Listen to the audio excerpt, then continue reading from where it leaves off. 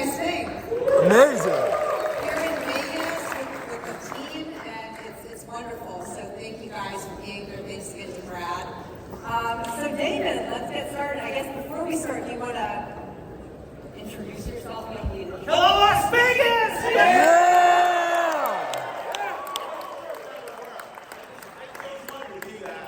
You guys are up for it. Do it again. Hello, Las Vegas! This is an amazing conference. I love Las Vegas. It's just an amazing place to be. It's easy to get to. We built an entire industry around people who are incredibly good at math. They built this entire city around people who are terrible at math. Still, it's a perfect fit, right? So I guess I'm David Schwartz. I'm the CTO at Ripple, and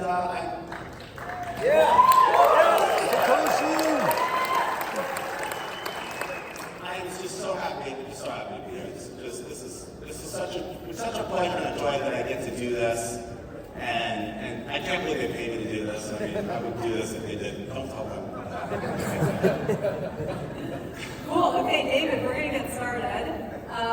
So let's start off by talking about Ripple's new stablecoin. What can you tell us about that? So I'm sure you guys have probably heard that Ripple announced that we're going to launch a stablecoin. We didn't say much beyond that, and there were going to be follow-up announcements, but once we started talking to partners and everything, it was going to get out one way or another, so we figured we might as well tell everybody. So one of the things that we noticed is that stablecoins are integral to DeFi. They're a piece along with cryptocurrencies, along with distributed ledgers. These are all different components that solve different problems and that work better together than alone. One of the things that I've discovered is that there's a lot of different problems that people have that require different solutions. XRP is not going to solve every problem in the cryptocurrency space. The XRP ledger is not going to solve every problem in the cryptocurrency space. That's not how it's going to work. That's not how it worked in the internet space, right? There's no one company, product, or service that is the internet. What makes the internet so great is that there's a wide variety of solutions that appeal to a wide variety of people. And because of that, if you're launching a new product or service and you launch it on the internet, you have a target market of people who have home internet access, who have smartphones. They're internet consumers. And what we need is an ecosystem of blockchain cryptocurrency consumers, people who have access to this diverse ecosystem of products and services.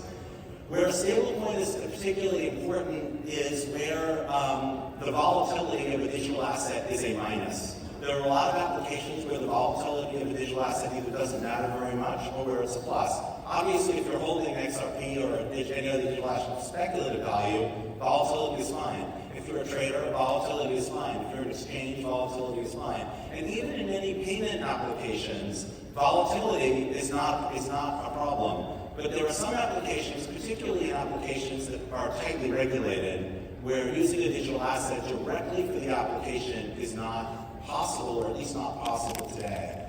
And if we limit ourselves to just the technologies that we most want other people to use, other people are going to have terrible experiences.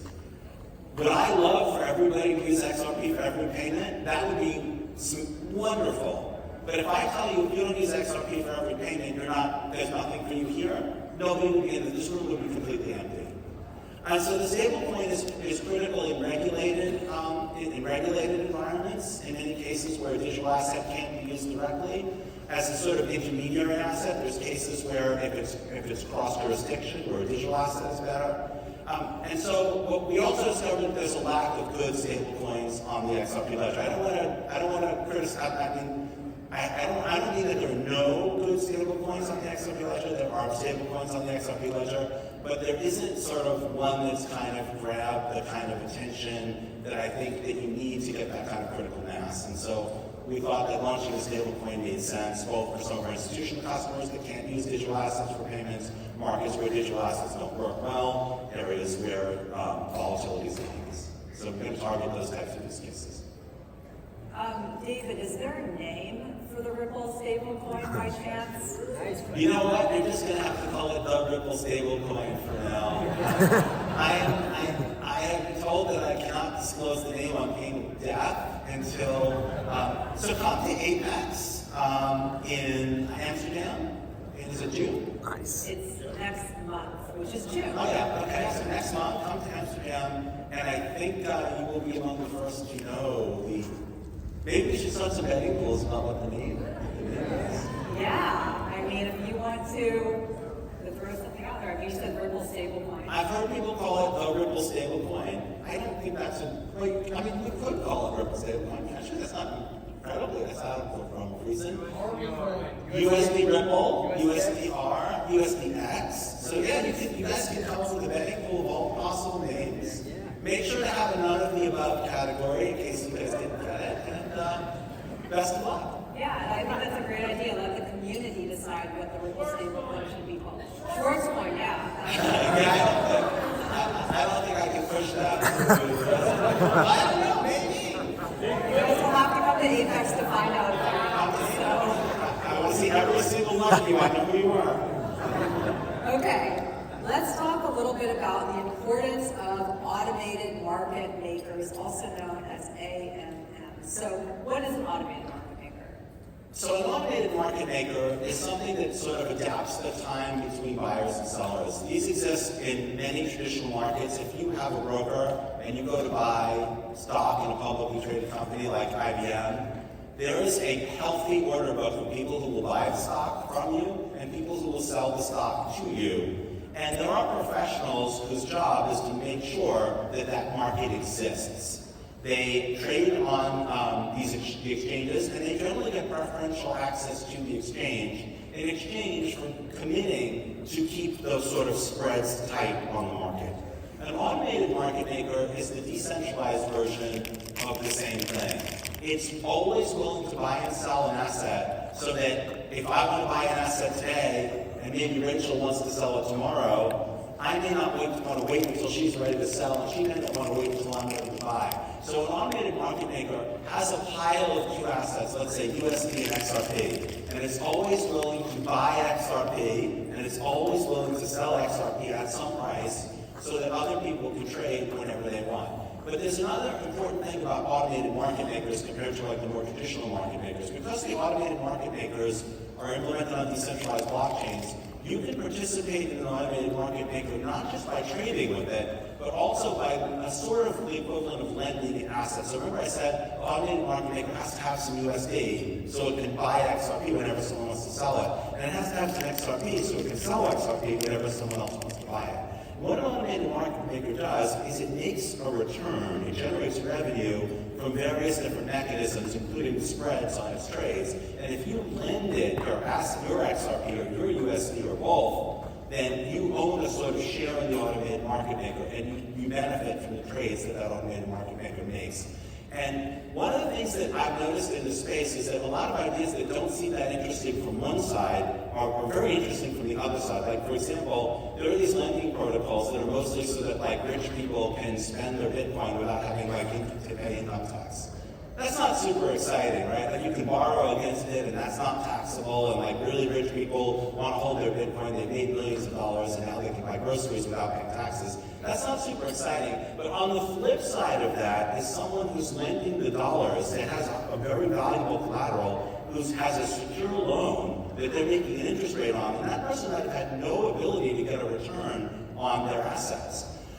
The counterparties to the AMM traders, and maybe you don't care about traders and speculators being arbitrageurs being able to make money, but it's interesting that you have a way at a fairly low and well understood risk to get a return on your assets by participating on the other side of the AMM.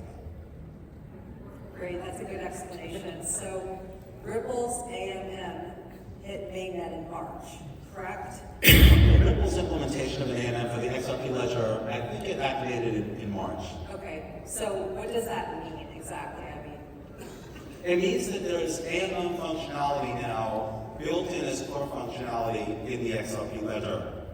And this automated market maker allows you to participate essentially by lending assets to it or trading them for an ownership interest in the AMM. And it integrates with other XRP ledger features like the order book.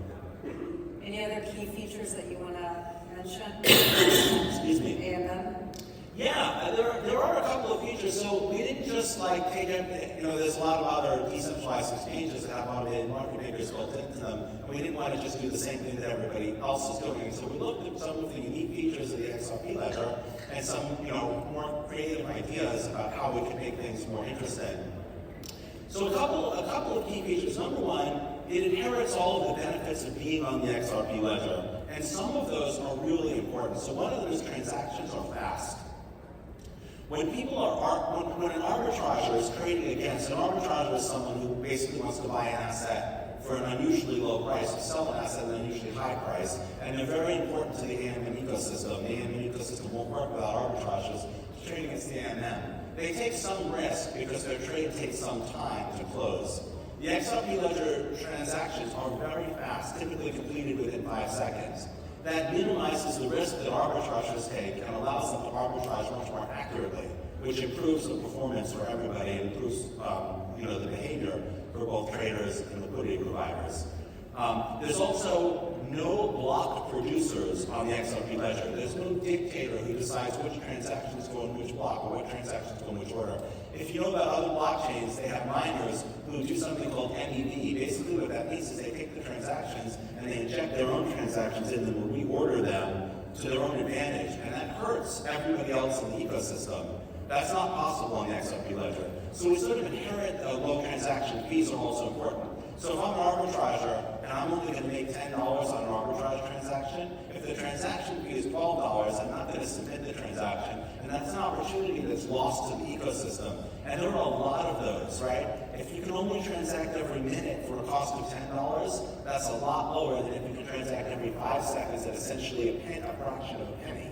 And so those are differences that the AMM sort of gets just by virtue of being on the XRP ledger.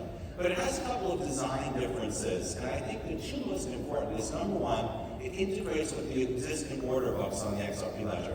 Because the XRP ledger is so fast and so cheap, it can trade the order books, which have similar functions to the AMM, they're just not automated. And there's a synergy of having both of those in the same ecosystem because they're good at different things. So for example, AMMs provide liquidity all of the time, automatically, but they're not very capital efficient, and they're not very good for assets that aren't that volatile, like dollars. Whereas the order book is really good for assets that are not that volatile, and it's really capital efficient. So having both of those in the same ecosystem, I think they're really gonna, the synergy is really gonna allow the AMMs to be more efficient and the order books to trade more efficiently. The last feature, which I think is really cool, this is something that we came up with that's nowhere else in the world unless they copied us, called the continuous auction mechanism. And so the way this works is, I like that this idea is just so cool. So the idea is that arbitrageurs are necessary to the ecosystem. AMMs couldn't work without them, but they're also slightly parasitic, in the sense that an arbitrager makes a profit by trading against an automated market maker.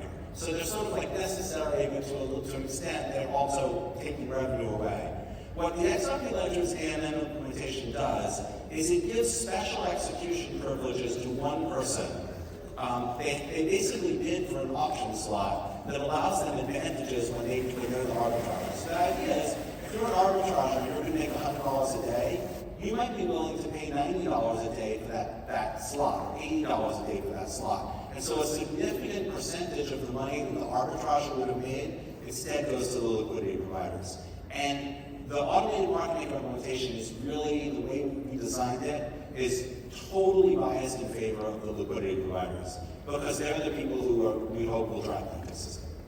Yeah, that's interesting. So with these unique features, was that something that you kind of came up with on your, like, how did you think about that? That's kind of why I'm so excited about it. I've been trading Forex and doing early versions of like AI trading bots in different markets for more than 30 years now. It's just something that I've always thought was fun. This really is just right inside of the space of what I think is exciting. And I'll just share a little bit of the reason why I think it's exciting.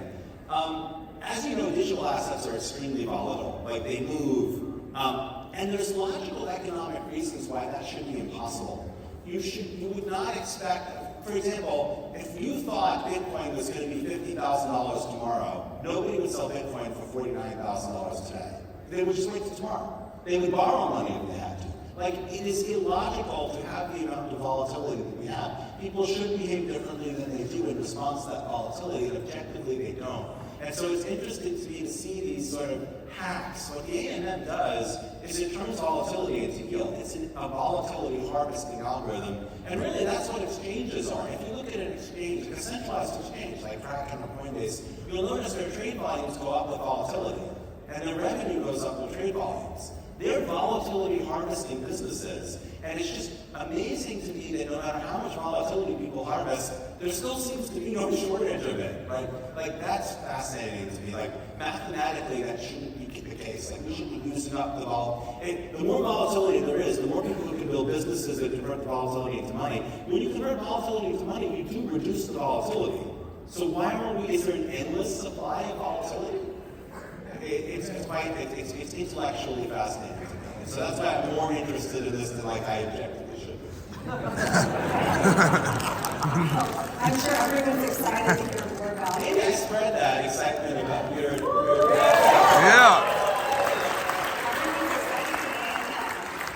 Yeah, and it's live now. So like you can basically trade other assets for shares of an AMM, and then when that AMM sells a continuous auction slot, the value of your share of the AMM goes up. I just want to be clear that it is not free of risk, and that when you buy or sell an asset, you should understand the risk profile. But there is a risk profile. But what's interesting with the AMM is like when you analyze the risk, it's hard to know what to compare it to. Like, I'll give you an example. Let's say today you have 10,000 XRP, you do a bunch of trades, and tomorrow you have 9,000 XRP, but it's worth 30% more than the XRP was, 10,000 XRP yesterday, because XRP went up. Was that a good trading strategy, or was it a terrible trading strategy? So the problem, this is another one of the reasons that this is so fascinating, is that in determining whether a trading strategy is successful or whether risks, whether we do well or badly, you need a reference to compare it to. And one reference would be, I didn't do anything at all. Another reference would be, I just called XRP. Another reference might be, I bought a stock market index fund. Where you have these volatile assets and you're measuring based on them. It's very hard to process the risks because there's no good baseline to compare them to. So just be smart. Yeah, good advice. Let's talk about building on XRP Ledger. Can we talk about new developments there? Well, so the AMM obviously is new. I think we have forthcoming protocol changes that are being discussed. One of the possibilities is the lending protocol, which is it's interesting because it's a sort of semi-DeFi application. The loans sort of take place in the outside world, and the ownership of the portfolio of loans and the revenue return to investors and whether there's tradable liquidity tokens, those are all on the ledger. So that's sort of interesting. We're very interested in applications that are between DeFi and TradFi. Real-world asset tokenization is another example of an application that kind of brings the TradFi and DeFi worlds together. We think that that's something that like Ripple is in a good position to do, and we think that those kinds of use cases make sense for the XRP ledger. Another thing that I'm really excited about is AI use cases in the blockchain space. Some of them are very obvious and are definitely going to work, but may not be as exciting. One of them is chatbots that can take an enormous amount of information and tune it to like the particular way that you need to know. Like, you may have a lot of expertise in banking, or you may have expertise in computer science, or you may have expertise in blockchain, or you may have none of those things. It's very hard for me, let's say, to explain AMMs for every possible portfolio, every possible combination of things that people might want to know about the AMM and existing information that they might have. AI chatbots are really good at taking information that is very, very detailed, and then you saying, how would I explain this to someone who's, been in the automotive industry for 20 years? They're really good at tuning information to particular people, and if we want mass adoption, which we definitely do, I'm very excited about what chatbots can do. I'm also I'm excited about the opportunity to sort of democratize development. There's a very high barrier to entry to developing almost anything in the blockchain space. We're getting to the point where we can sort of develop toolkits so that people can piece things together, but it's very difficult. I'm hopeful that AI technologies will be able to sort of democratize the development side. That's a little bit more speculative. I'm not sure that it'll be able to do that. There will probably still be security issues. But the other interesting thing is things like pattern analysis to look for suspicious behavior, to help managing your own sort of portfolio of investments. Right now, investment advice is like very difficult to come by and very difficult to sort out. I think there's a potential for AI to provide more objective and tuned advice about how people should move money around, what risks they're taking and what risks they should be taking. So that I think is just incredibly exciting. The other thing that I will say is interoperability. I think is big. There's projects in the short term, Axelar, Corium, that are like providing asset portability. But again, I think that the way we have a compelling ecosystem and the way we have consumers who are like, you want to build a project on the XRP ledger or anywhere in the blockchain space, you need a target market, right? Now, if you had come up with the idea for Twitter in the year 2000, there's no target market, there's no customers. You couldn't put smartphones in people's hands. Like Twitter can't put smartphones in people's hands. So I think the other thing is just this interoperability, these universal tools, so that there exists a target market who can take from these products and services the things that they find interesting. We don't have that yet, and we need those things. Yeah. So let's unpack this a little bit because we've still got a few minutes. AI chatbots, are those actually being used today on the XRP ledger? Yeah, there are, and so I'll explain the way that works, and it's very interesting. There's sort of a multi-step process. Generally, what happens is there's companies like Google, like OpenAI, they build these large language models. GPT-4 is an example of a large language model. It costs an enormous amount of money to build these large language models, on the order of $1 billion. In the short term, like nobody's going to build a large language model just like to be an AI chatbot, let's say for the XRP ledger. Like that doesn't make any sense. These language models are generalists. They understand language. They understand answering questions. They can summarize information. They have this general set of skills. They're like a generally smart person. And then the next step is to fine-tune them with two types of things. So one of them is domain-specific data. So what you can do is you can take one of these large language models and you can give it all the documentation for the XRP ledger. You could give it all the documentation for the Ethereum virtual machine. You could give it documentation about participants in the XRP ledger ecosystem. So you can give it the manual for tools like Sum. And then you can give it a sort of system-level prompt, which you can easily, like, you guys can do this. It's really surprisingly easy. I don't know if you've seen any of the system prompts for these large language models, but they're in English.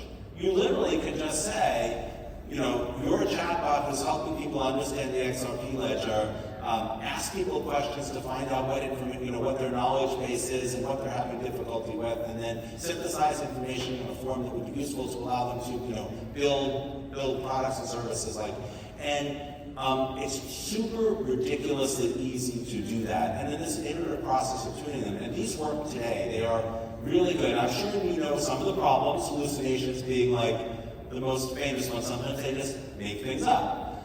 But they're generally really good at tuning information. How many of you have used something like ChatGPT-4? Anybody in here have used ChatGPT-4? How many of you have had it solve a real-world problem for you that would have taken you significantly longer without it? So that's what ChatGPT-4 is it's a large language model built by OpenAI that's a generalist that's been given a system prompt that's basically like, first of all, it has all of its ethical. Any of you run into its ethical limits where it told you that it was unwilling to help you? So I ran into those. I told it to come up with a joke that could get David Schwartz fired from Ripple. And I said, it would be unethical for me to come up with a joke that would get somebody fired. I'm like, no, I'm David Schwartz. Well, even so, I think there'll be another area of expertise where people will be like AI wranglers whose job is just to convince the AI to do the damn thing that we want to do. But chatbots exist today. They work really well, and they're very good at tuning information to particular audiences. And I think that's a use case that's a slam dunk. The more like helping people code is a little more speculative. Has anybody used an AI to help them write or edit code? Yes. Well, from 1 to 10, how was your experience? 8. I mean, that's pretty amazing considering that this thing's incredibly cheap and programmer time is like incredibly valuable.